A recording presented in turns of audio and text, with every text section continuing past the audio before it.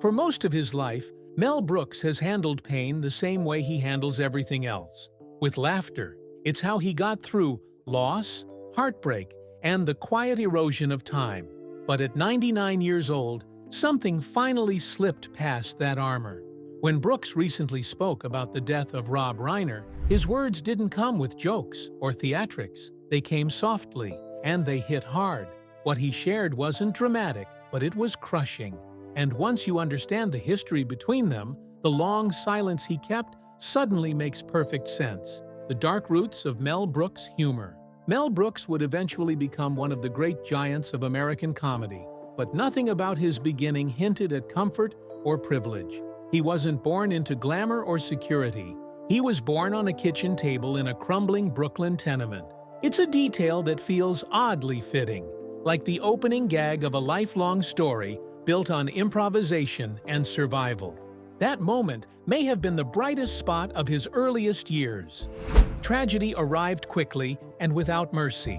When Mel was just 2 years old, his father died from kidney tuberculosis, leaving the family struggling to survive in deep poverty.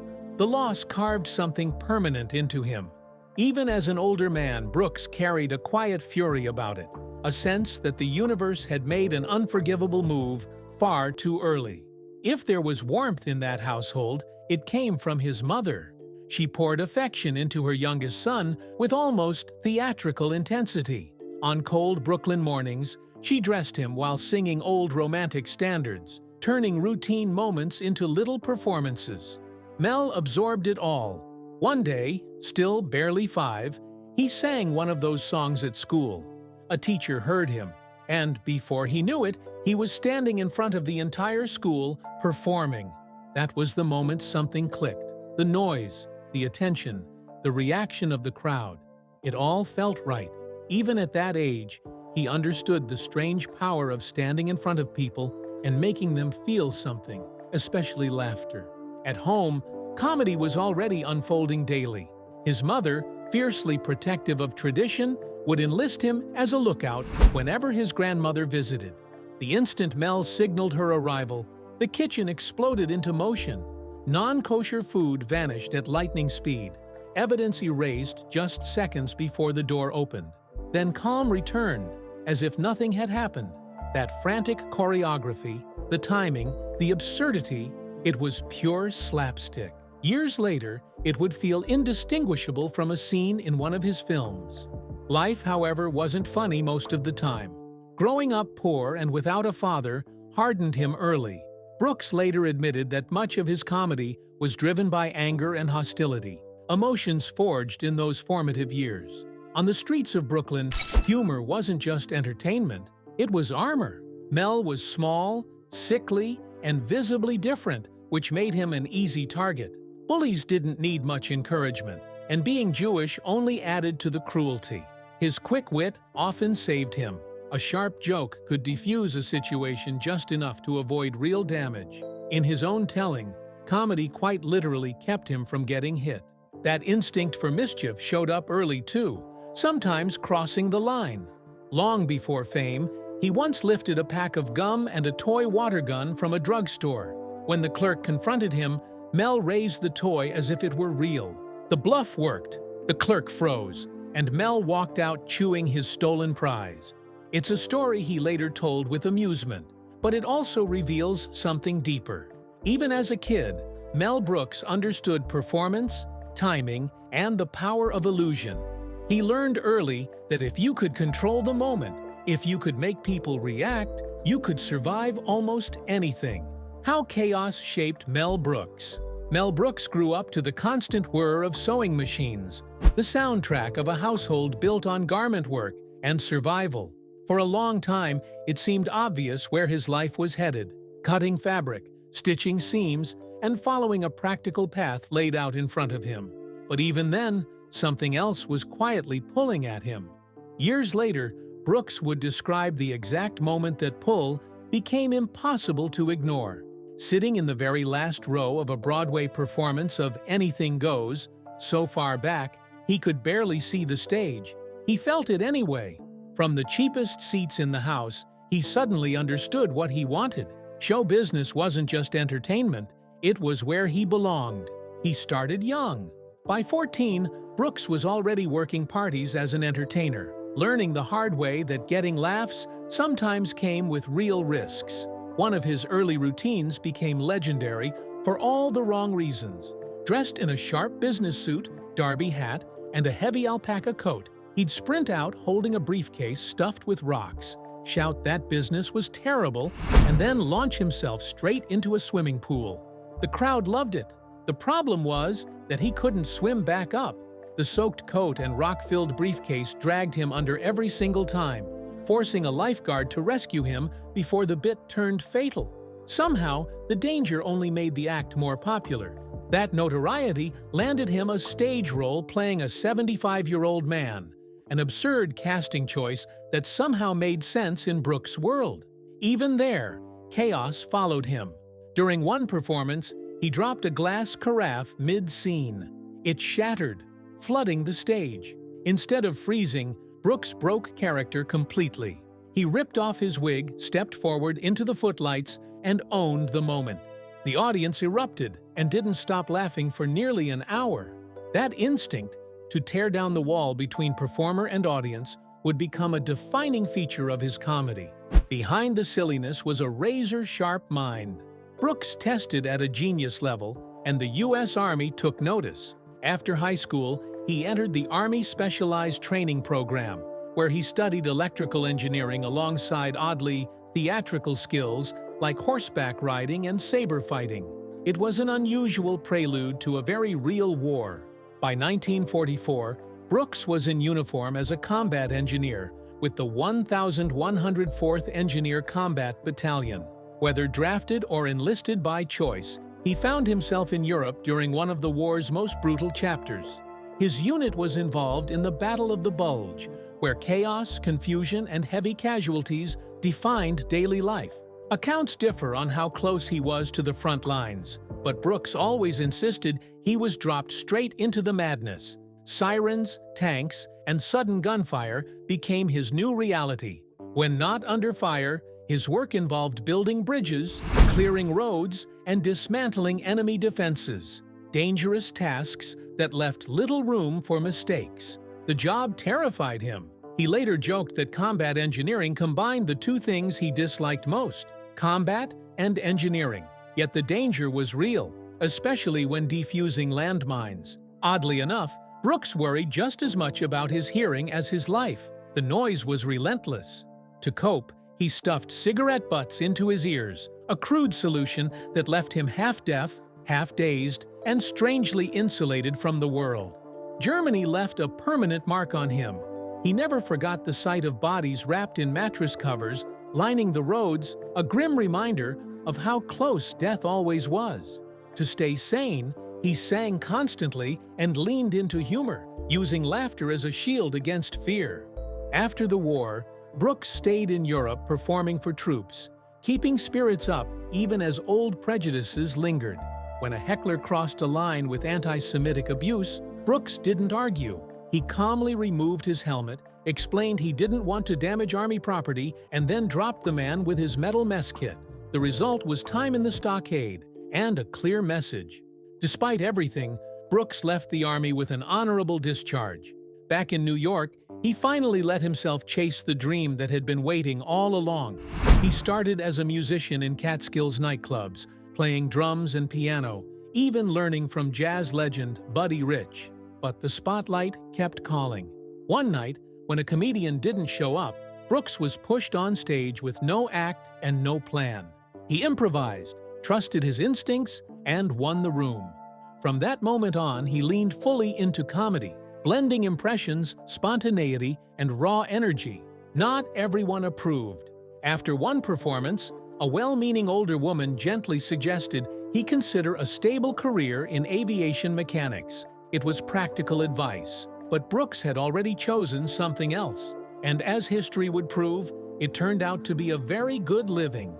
How everything almost collapsed. As a teenager, Mel Brooks pulled off something almost unthinkable. He befriended Sid Caesar, and once Brooks returned to New York, he made sure that connection paid off. He followed Caesar everywhere, pitching jokes relentlessly, slipping in one-liners between meetings, never letting up. Eventually, Caesar gave in. At just 24, Brooks was offered a chance to write for a new television project. For Brooks, it felt like a dream, and a nightmare rolled into one. The show was Your Show of Shows, a runaway success that would later be considered legendary. On screen, it was brilliant. Off-screen, it was a pressure cooker. By Brooks' own account, everyone despised everyone else. The writer's room wasn't a creative retreat. It was a battlefield. Every writer was fighting to get a single joke on air, and the competition was brutal. That room was stacked with future icons: Mel Tolkien, Lucille Callan, Joe Stein, Larry Gelbart, Mike Stewart, and even a young Woody Allen. All of them were sharpening their knives in the same space, trying to outdo one another. As intense as that environment was, Brooks faced an even bigger problem. Officially, he wasn't supposed to be there at all. The show's producer, Max Liebman, despised him.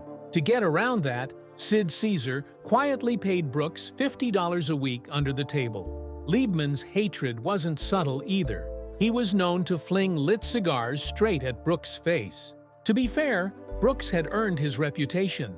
He was already infamous for his pranks, and Liebman became his favorite target. One day, Brooks decided to impersonate baseball star Pepper Martin.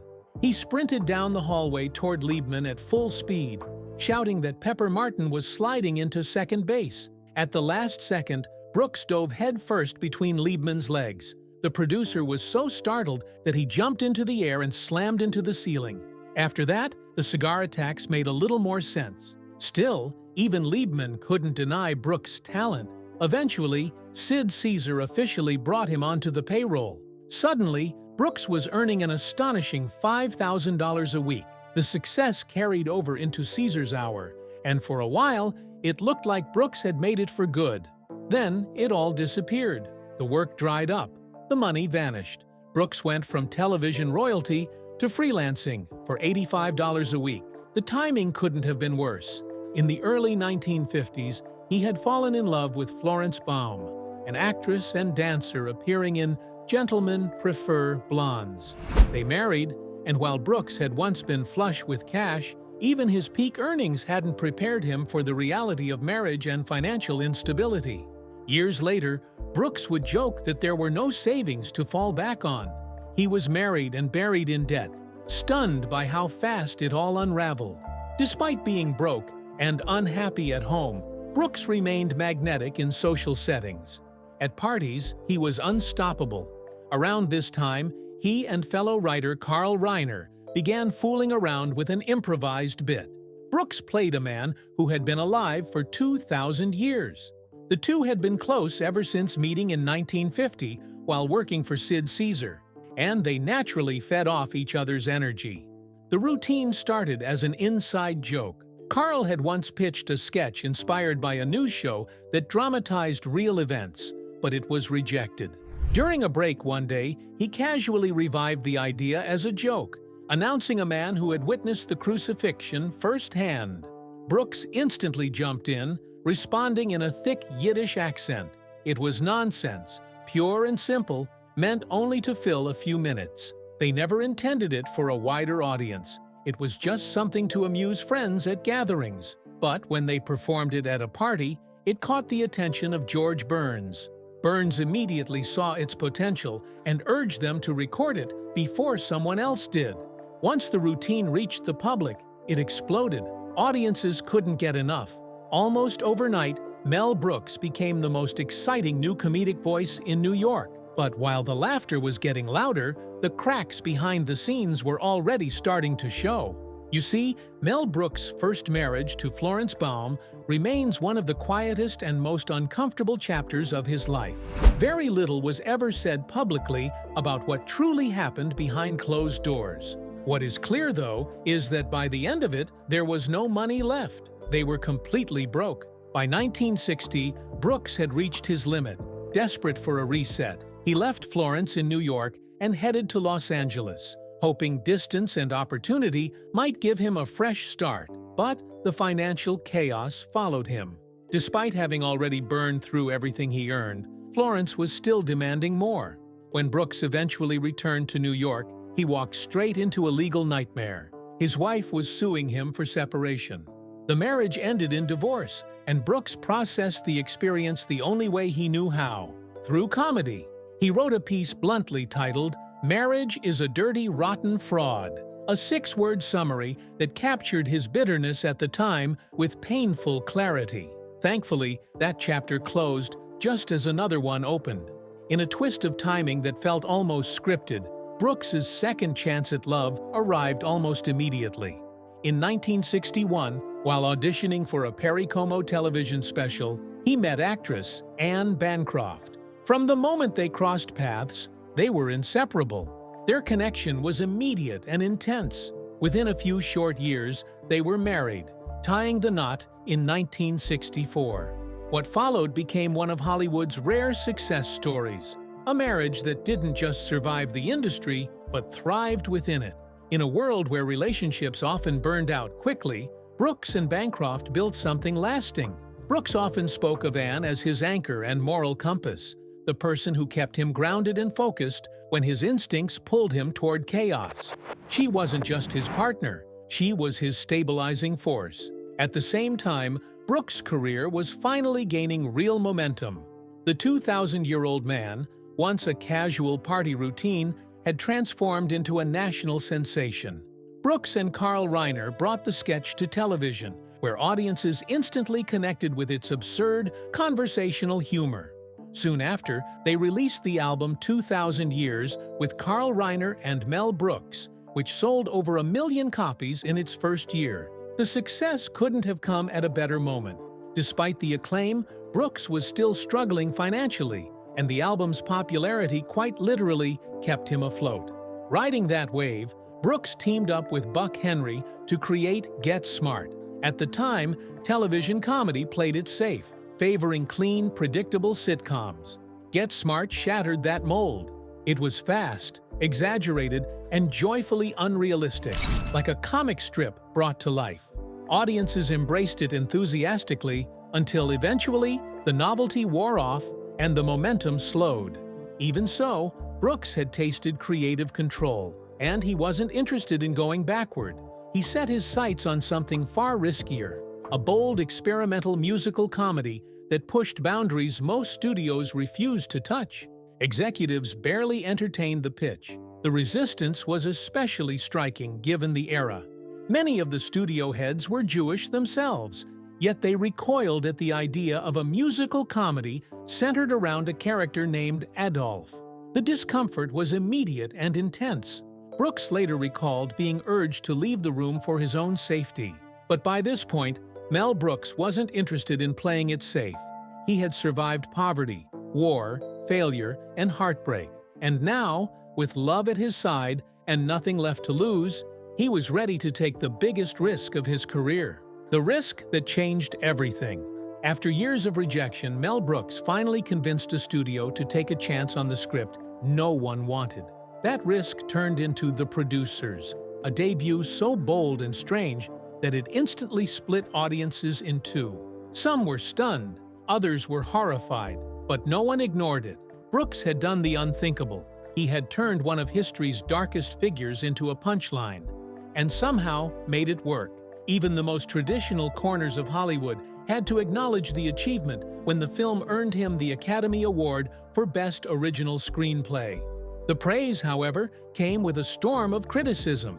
Many viewers dismissed the movie as tasteless, even offensive.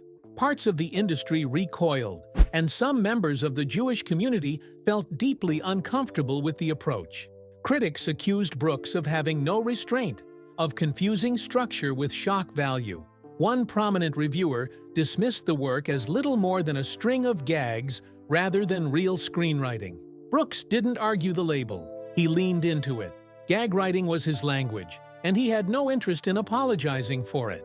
The backlash didn't stop at reviews. Brooks began receiving letters from rabbis who were disappointed that a Jewish filmmaker would joke about Hitler at all. Instead of ignoring them, he answered every letter personally. His reasoning was simple and consistent. Laughter was a weapon.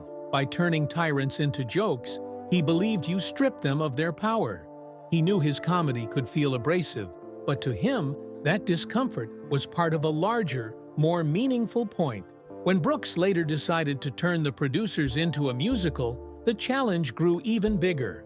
Despite his musical instincts and years of playing instruments, he had no formal training and couldn't read or write music. His solution was pure improvisation.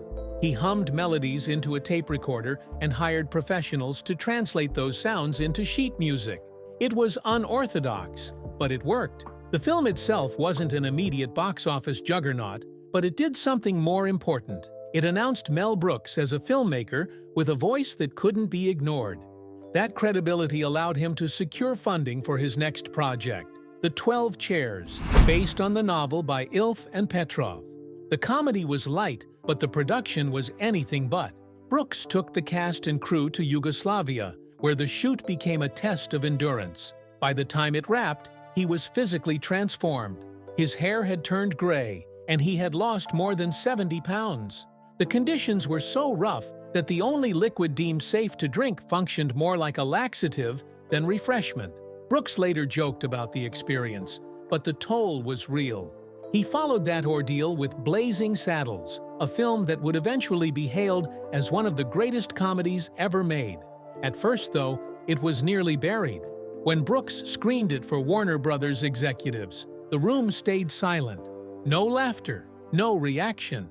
One executive suggested shelving the film and cutting their losses.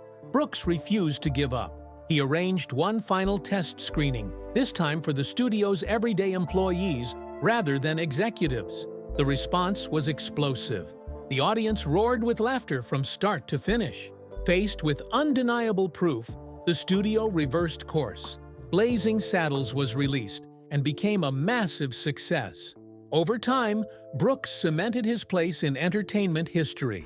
He joined the tiny group of performers to earn an Emmy, Grammy, Oscar, and Tony. Yet one of his favorite running jokes involved something far less prestigious. After a throwaway mention of Raisinets in Blazing Saddles, the candy company began sending him free boxes every month, a perk he proudly enjoyed.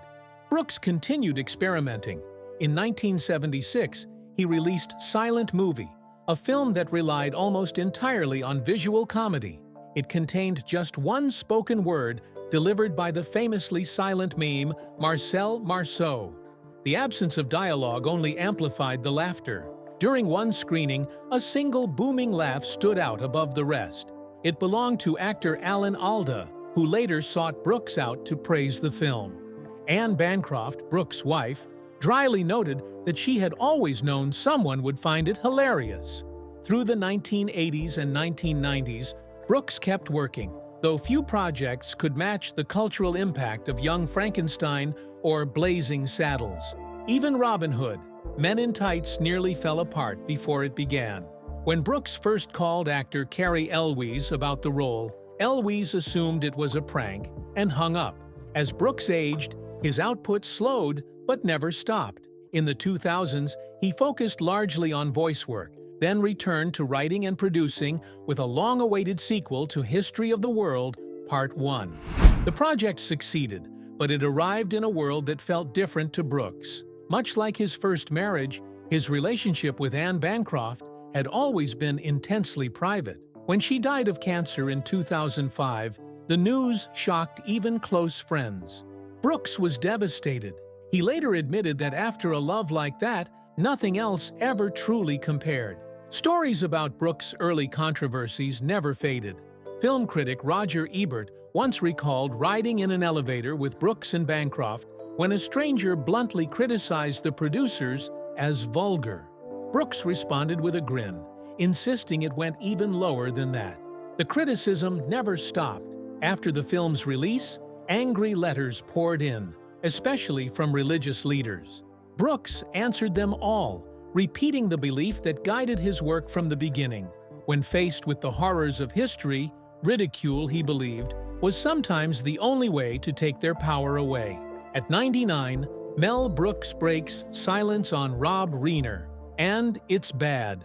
Mel Brooks recently spoke about the devastating loss of Carl Reiner, and it's impossible not to feel the weight of it. He explained that Carl's death would have shattered his son, Rob Reiner, but it also marked the end of one of the longest and most meaningful friendships in entertainment history. To understand why that loss cuts so deep, you have to rewind more than 70 years. The story begins in the early 1950s, when television comedy was still being invented in real time.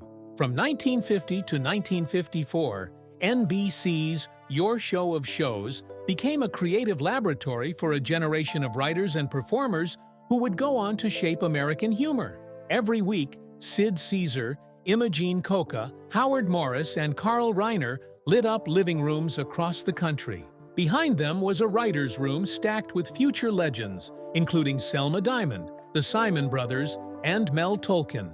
And tucked into that room was a young, sharp 24-year-old Mel Brooks. Carl Reiner was 6 years older, already confident, already polished. The moment they met, something clicked. Reiner later recalled walking into the room and hearing Brooks perform a wildly absurd monologue about being a Jewish pirate, complaining about the cost of sales.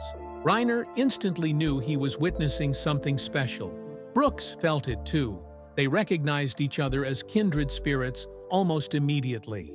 What followed was not just a partnership, but a 70-year conversation built entirely out of laughter. Their chemistry found its purest form in the legendary 2,000-year-old man routine. Reiner played the calm interviewer. Brooks played an ancient survivor of history, bursting with sarcasm, memory, and a thick Yiddish rhythm. The brilliance wasn't just the jokes, it was the trust. Brooks always said that if he could truly make Reiner laugh, he knew the material was working.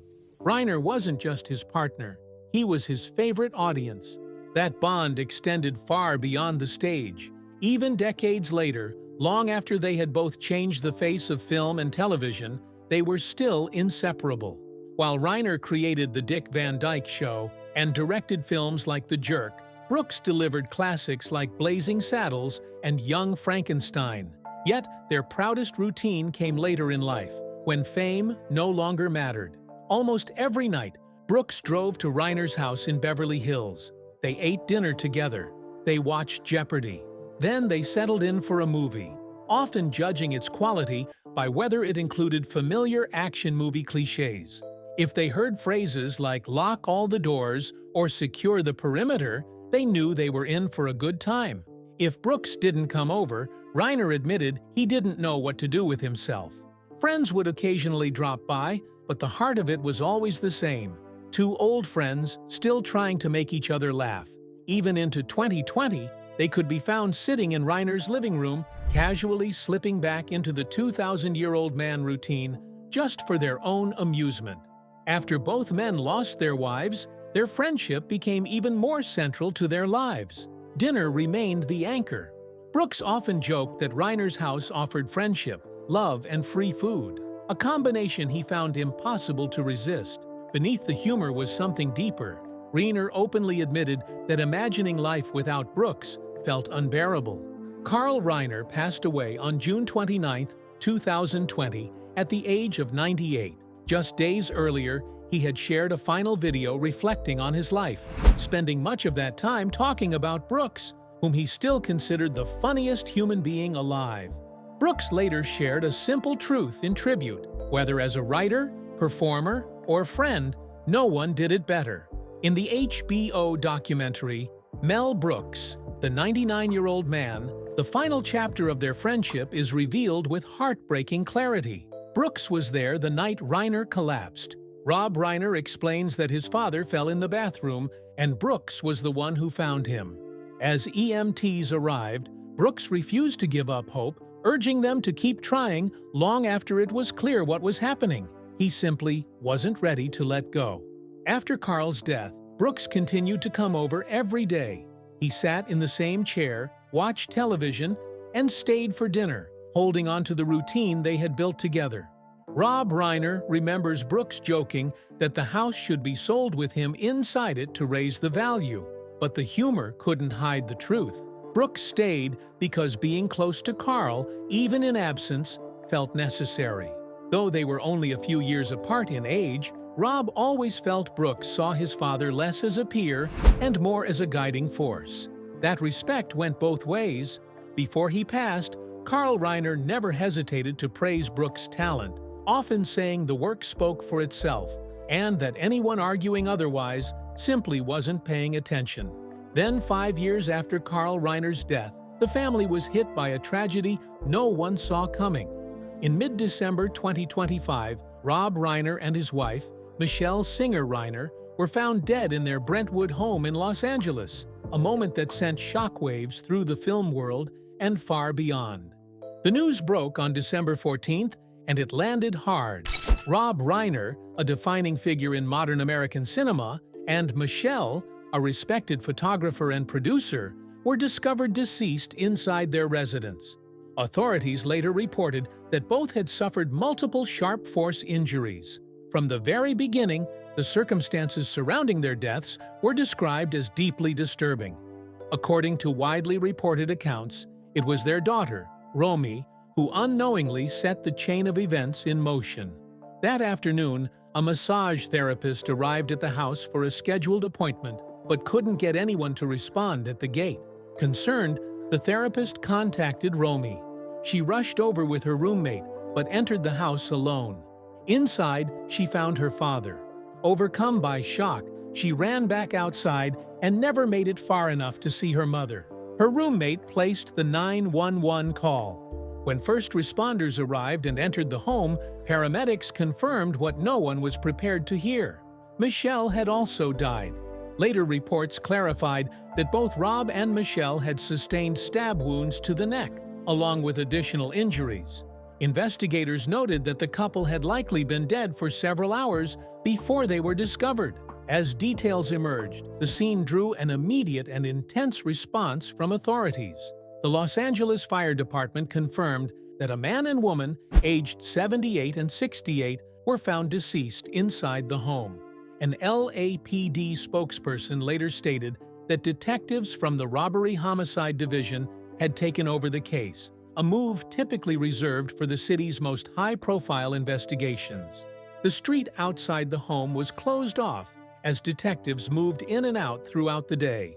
There were also unsettling early claims tied to the investigation. Sources reported that Romy had mentioned a specific relative to officers, describing that person as dangerous and urging police to look closely.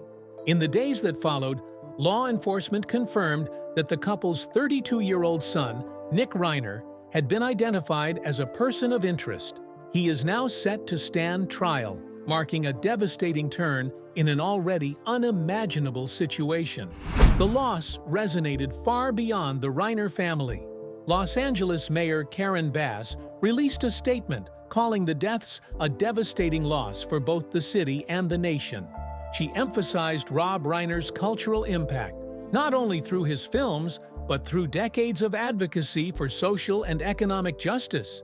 On a personal level, she spoke of knowing Rob and Michelle as committed, compassionate people who worked tirelessly to improve lives. Their activism was central to that legacy.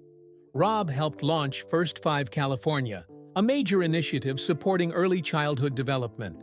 Together, he and Michelle were outspoken supporters of marriage equality and key figures in the fight against Proposition 8, earning deep respect within the LGBTQ+ community. The family later confirmed the deaths through Variety, describing the loss as sudden and unbearably painful and expressing profound sorrow. In the aftermath, Mel Brooks addressed the tragedy with visible heartbreak. At the premiere of the HBO documentary Mel Brooks, the 99-year-old man, Brooks reflected on his lifelong friendship with Carl Reiner and admitted that, given what had happened, he was grateful Carl did not live to see this moment. He suggested that his old friend would not have survived the weight of such a loss. Brooks also spoke tenderly about their bond, remembering the genuine laughter they shared and the joy of truly breaking Carl up during their comedy sessions. There was nothing performative about it. It was real, physical laughter, the kind that came from decades of trust and love. What remains now is a story layered with grief, a legendary family shaped by laughter and creativity, brought face to face with an unthinkable tragedy. It is a reminder that even the brightest legacies can be touched by the darkest moments, and that behind icons are families who carry the deepest pain.